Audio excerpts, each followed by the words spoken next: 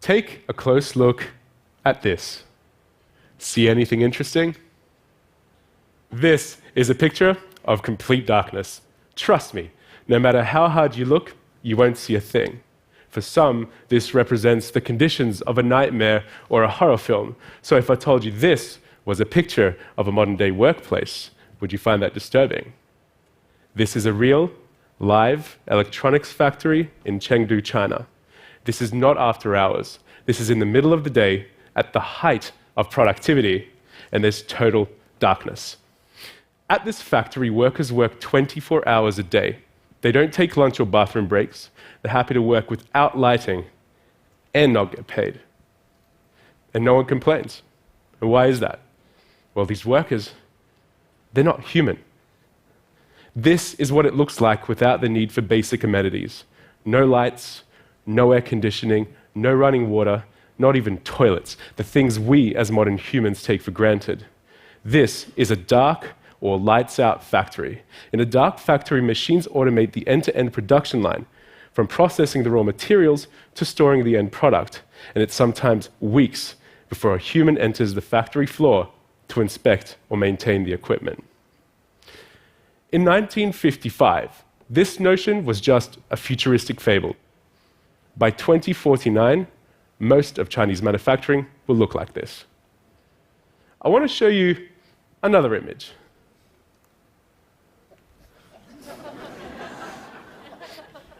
Well, sure, to the human eye, it looks the same. This time, it's a different kind of factory. This one is in Oshino, Japan. At this factory, dark factory robots build other dark factory robots. They can build up to 50 per day and go unsupervised for up to 30 days at a time. In the dark, since 2003, and they've built over 400,000 to date. That's right, in some kind of self-replicating, human-free level of inception, machine intelligence is building other intelligent machines capable of operating without the need with human supervision. Robots like these are increasingly replacing us humans in factories and other blue-collar jobs. And why? Simple. They're just more efficient. Okay, so you might say, sure, automating a production line to grind, drill, polish, and assemble, well, that makes sense. But I have a white-collar job. I'm safe, right? Well, sorry to break it to you. Earlier this year, we were approached by a top-tier law firm, and they said, hey, could you build us a junior lawyer using machine intelligence? When a law firm hires a junior, they barrage them with years of casework and a decision tree. They shadow the more senior lawyers, they try to learn as much as possible, take as much of the workload, and then become billable in as little time as possible. And then they leave. All of the time and equity invested, gone. And the process starts again. So when they asked me to improve this process, I said, sure, how hard could it be? A machine intelligence junior has its advantages. You can train artificial intelligence in much the same way as you would a human, but in much less time. AI can learn from its mistakes, handle the unexpected with much greater context based on its previous learnings, doesn't have a family, doesn't take a paycheck, doesn't need friends, won't take a sick day, and most importantly, won't leave you to go work elsewhere. One machine intelligence junior can replace an army of human juniors, and within months, might even make senior partner.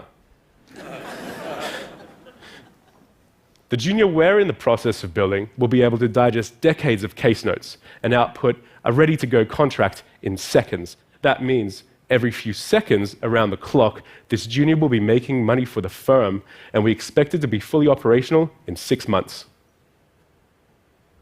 It's a reality which is as exciting as it is terrifying. Welcome to my world. My team are on the front line of this shift, optimizing jobs through data-driven experiments. We take human behavior, turn it into data, and teach it to machines.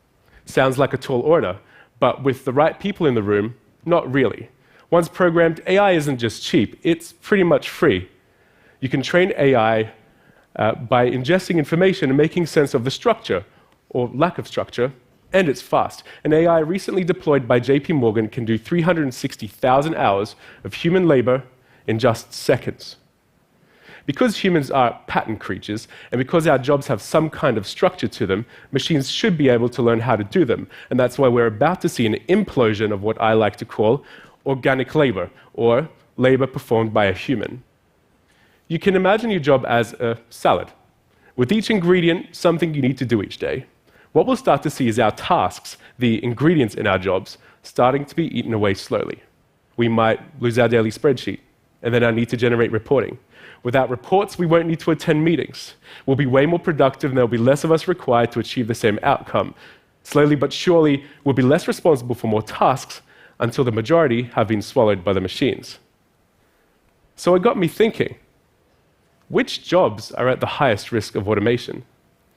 We gathered over 11,000 of the world's most widely held jobs and created the Short-Term Automation Susceptibility Index. What we found is that no matter whether it was blue, white, or any other color, regardless of skill or intelligence level, a job's tasks can be deconstructed into three things: structure, variance, and predictability.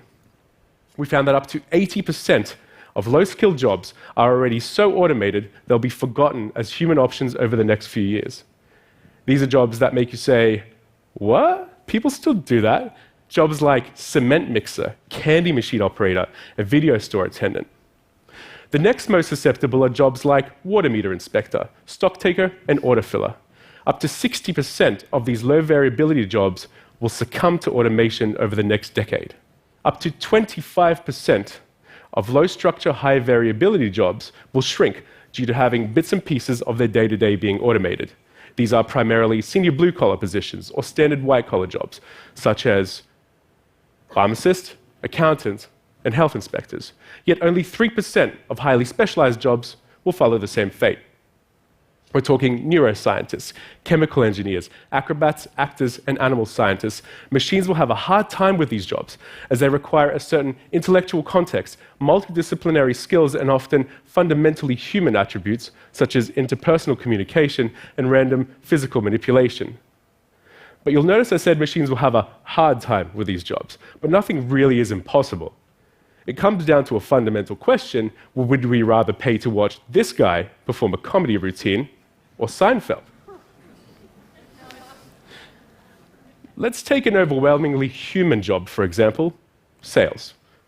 We recently completed a proof of concept for a Fortune 500 company which proved sales could be driven by machine intelligence. We took a bunch of open source information and key revenue driving criteria, and the AI was literally able to tell us how to sell to new leads.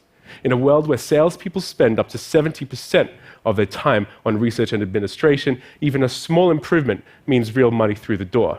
In this reality, the salesperson becomes a delivery vehicle for an AI-crafted sales message in a very human way. So where does this leave us? Our financial freedom, our sense of self, and our sense of purpose is becoming increasingly threatened as the jobs of today become more automated and scarcer as a result. This is the price we pay to make things like legal advice, accounting, and counseling cheaper and more accessible to the masses. But what we must remember is that while we can take the human out of the job, we can never replace the job of being human. At the end of the day, we are social creatures, and we crave human interaction. Maybe that means it will cost more to interact with a human instead of a machine in the near future. But as I see it, tomorrow's world will be faster and smarter, a world optimized to leverage the best version of ourselves. And this is exciting, right? Machines will liberate human purpose. So how can we prepare? Take a look at your job prospects and the job prospects of your children and ask yourself, could a machine do this? Prepare your family to be okay with change. As uncomfortable as it may be, we'll likely be switching careers far more frequently in the near future. Love it or hate it, let's take feelings out of this. Machines can't be stopped, but they will light up our world in more ways than we could ever imagine. This is the future of work. Let's embrace pushing limits, not buttons. Buttons are so 2017. Thank you.